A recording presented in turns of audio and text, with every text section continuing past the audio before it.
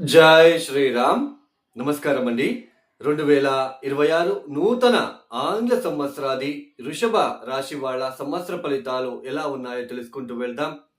ముఖ్యంగా ఈ సంవత్సర ఫలితాలు అనేది మనం ఏ ఆధారాన్ని బట్టి చెప్పుకుంటున్నామంటే, సంవత్సర పొడవునా కూడా ఒకే రాశిలో సంచారం చేసే గ్రహాలు శని, గురు, రాహు, కేతు ఈ 4 గ్రహాల స్థాన మార్పులు ఏదైనా జరుగుతా ఉందా ఈ సంవత్సరము. సో ఈ స్థాన మార్పుల వలన ఈ రాశి వాళ్ళకి ఎలాంటి ఫలితాలు అనేది చెప్పుకోవడం జరుగుతుంది. అలానే ఈ 2026వ సంవత్సరంలో ఈ 4 గ్రహాల స్థాన మార్పులు ఏదైనా ఉందా? ఈ స్థాన మార్పుల వలన ఈ వృషభ రాశి వాళ్ళ మీద ఎలాంటి ఇంపాక్ట్ చూపిస్తుందో చూసుకుంటూ వెళ్దాం. ముఖ్యంగా ఈ 2026వ సంవత్సరంలో శని మార్పు అయితే ఉండదు. శని యాజ్ ఇట్ ఈజ్ మీన రాశిలోనే సంచారం చేస్తూ ఉంటారు. ఇక రాహు, కేతు ఏదైనా స్థాన మార్పులు జరుగుతా ఉందని చూసుకున్నట్లయితే రాహుకేతు స్థాన మార్పులు కూడా ఎండింగ్ లో ఉంటుంది. 2026 డిసెంబర్ 5వ తేదీ వరకు రాహు యాజ్ ఇట్ ఈస్ కుంభంలోనే, కేతు యాజ్ ఇట్ ఈస్ సింహంలోనే సంచారం చేస్తూ ఉంటారు. 2026 డిసెంబర్ 5వ తేదీ తర్వాత రాహు మకరంలోకి ప్రవేశిస్తారు. తర్వాత కేతు కర్కాటక రాశిలోకి ప్రవేశిస్తారు. ఇక గురు రాశి మార్పు ఏదైనా ఉందా అని తెలుసుకున్నట్లయితే అవును ఉందండి. ముఖ్యంగా 2 రాశులని మారుతున్నారు. 2026 జూన్ 2వ తేదీ గురువు గారు కర్కాటక రాశిలోకి ప్రవేశిస్తారు. యాక్చువల్లీ ఒక రాశిలో ఆయన ఒక సంవత్సరం పాటు ఉండాలి. అలాంటిది 2026 జూన్ 2వ తేదీ వచ్చి అతిచార మార్గంలో తొందరగా 5 మాసాలు మాత్రమే కర్కాటక రాశిలో ఉంటారు. 2026 అక్టోబర్ 31వ తేదీ గురు అగైన్ సింహంలోకి ప్రవేశిస్తారు. అక్కడ ఒక మాసం ఉండి వక్రించి మళ్ళా స్లోలీగా మళ్ళా కర్కాటక రాశిలోకి సంవత్సరం చివరిలో మళ్ళా కర్కాటక రాశిలోకి వక్రగతిలో సంచారాన్ని ప్రారంభం చేస్తున్నారు. ఏదైతే మేజర్ గురు ట్రాన్సిషన్ జరుగుతా ఉందో ఈ రాశి మార్పుల వలన ఈ వృషభ రాశి వాళ్ళకి ఎలాంటి సిచ్యుయేషన్ ఉంటుందో తెలుసుకుంటూ వెళ్దాం. ముఖ్యంగా ఈ వృషభ రాశి వాళ్ళకి శని లాభస్థానంలో సంచారం చేస్తూ ఉన్నారు. నవమాధిపతి, దశమాధిపతి అయిన శని లాభస్థానంలో సంచారం చేస్తున్నారు కాబట్టి సో శని మీకు అనుకూలంగా ఉన్నారు అని అర్థం. కానీ ఇక్కడ కొంతమంది మీరు చూస్తూ ఉన్నారు, శని లాభస్థానంలో ఉన్నారు, కోట్లు సంపాదిస్తారు, మీ జీవితాలు మారిపోతాయి, వృషభ రాశి వాళ్ళకి తిరుగులేదు అని చెప్పుకుంటున్నారు తప్ప ఇక్కడ ప్రాక్టికల్గా మీరు ఆలోచించండి. వృషభ రాశిలో లక్షల మంది ఉంటారు, అందరికీ ఒకేలాగా ఫలితాలు ఉంటాయా?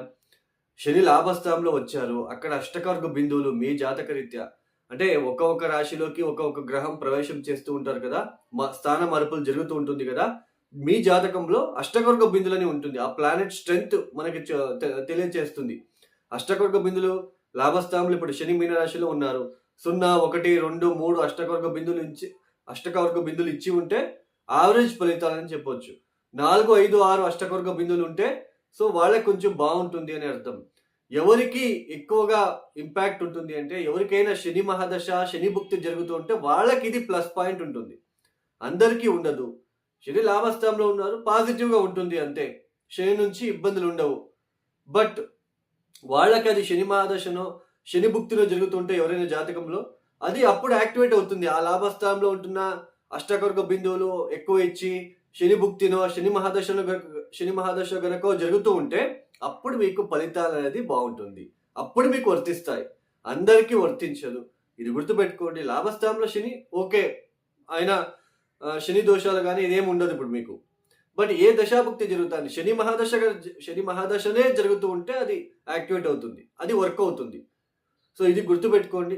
అలానే దశమ స్థానంలో రాహు, చతుర్థ స్థానంలో కేతు సంచారం కూడా కొంచెం మానసికంగా ఒత్తిడులు, గృహంలో ఇబ్బందులు ఇవన్నీ ఉంటాయండి. కొంచెం తల్లితో విరోధాలు, అలానే ఎవరైనా చిన్న పిల్లలు కనుక ఉంటే 5వ క్లాసు, 6వ క్లాసు, 7వ క్లాసు అలాంటి చదువుకునే పిల్లలు కనుక ఉంటే వాళ్ళకి ఏదైనా ఆరోగ్య సమస్యలు కావచ్చు, కొన్ని ఒత్తిడులు కావచ్చు, ఇంట్లో ఒత్తిడులు ఇవన్నీ ఉంటాయి.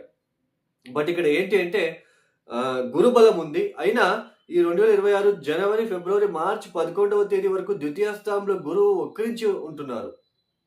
ఇది కూడా వక్రించడం అనేది అంత మంచిది కాదు.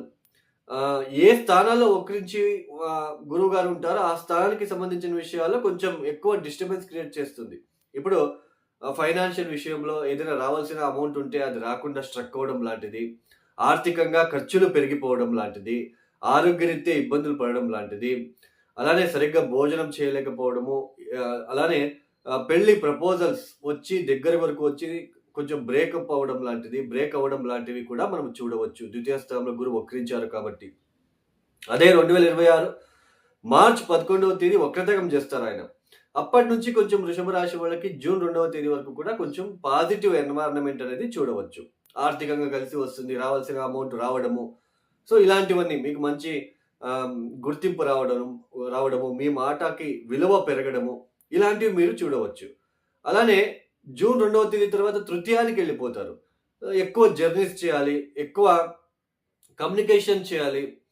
అంటే కమ్యూనికేషన్ మీరు వ్యక్తపరించాలి, మీరు ఎక్స్‌ప్లెయిన్ చేయాలి. మీరు ఈ పని ఎందుకు చేస్తున్నారు? ఇప్పుడు ఎవరైనా జాబ్‌లో ఉంటే మీరు ఎక్కువ ఎక్స్‌ప్లెయిన్ చేయాలి మీరు. అంటే రీజన్ ఇవ్వాలి. దేనికైనా సరే రీజన్ ఇచ్చుకుంటూ కొంచెం ఎక్కువ సార్లు ఒక పనికి ఎక్కువ సార్లు మీ మాటలు మాట్లాడాల్సిన ప్రమేయం ఏర్పడుతూ ఉంటుంది. అలానే ఈ థర్డ్ హౌస్‌లోకి గురువు వచ్చిన తర్వాత కమ్యూనికేషన్ సెక్టార్‌లో పనిచేసేవాళ్ళు, టీచర్సు, జ్యోతిష్యులు, పౌరోహిత్యం చేసేవాళ్ళు, హోటల్ బిజినెస్సు, ఇలాంటి వాళ్ళందరికీ కూడా కొంచెం బాగుంటుంది. ఎక్కువ కమ్యూనికేషన్, మీ టాలెంట్‌ని, మీ స్కిల్స్‌ని బయటపడడానికి ఇక్కడ చాలా అంతవరకు మీకు అనుకూలంగా ఉంటుంది. బట్ ఆర్థికంగా అయితే కొంచెం అగైన్ కొంచెం డిస్టర్బెన్సెస్ క్రియేట్ అవ్వడం లాంటిది ఉంటుంది. బట్ బిజినెస్ చేసేవాళ్ళు వీళ్ళకి బాగా కలిసి వచ్చే ఆస్కారాలు ఉంటుంది. ఎందుకంటే లాభాన్ని చూస్తారు కాబట్టి గురువు తృతీయ స్థానంలో కూర్చొని నవమ దృష్టితో లాభస్థానం మీద దృష్టి పడుతుంది కాబట్టి కొంచెం ఫైనాన్షియల్లీ ఎవరైతే పెద్ద పెద్ద బిజినెస్ కాంట్రాక్టర్స్, బిల్డర్స్ వాళ్ళకి ఇది అనుకూలంగా ఉండే ఆస్కారాలు ఉంటాయి. సమాజంతో ఎక్కువ మీరు పనిచేయాలి, సమాజంతో ఎక్కువ మీరు మాట్లాడాల్సిన టైం అనేది ఈ జూన్ నుంచి వస్తుంది. మేజర్‌గా వృషభ రాశి వాళ్ళకి బాగానే ఉంటుంది కానీ, బట్ ఈ లాభస్థానంలో శని అనగానే మనము కోట్లు సంపాదిస్తారు ఇవన్నీ కాదు. మీ దశాభుక్తి ఏది? మీ లగ్నం ఏది చాలా ఇంపార్టెంట్. ఆ లగ్నానికి శని యోగకారకుడా? ఇవన్నీ చూసుకోవాలి. అష్టకొర్గ బిందువులు చూసుకోవాలి. అష్టకొర్గ బిందువులు చాలా ఇంపార్టెంట్ అండి. ఆ దశాభుక్తి వచ్చినప్పుడు అది ఎంత మనకి రిజల్ట్ ఇస్తుందో మనకి తెలుస్తుంది.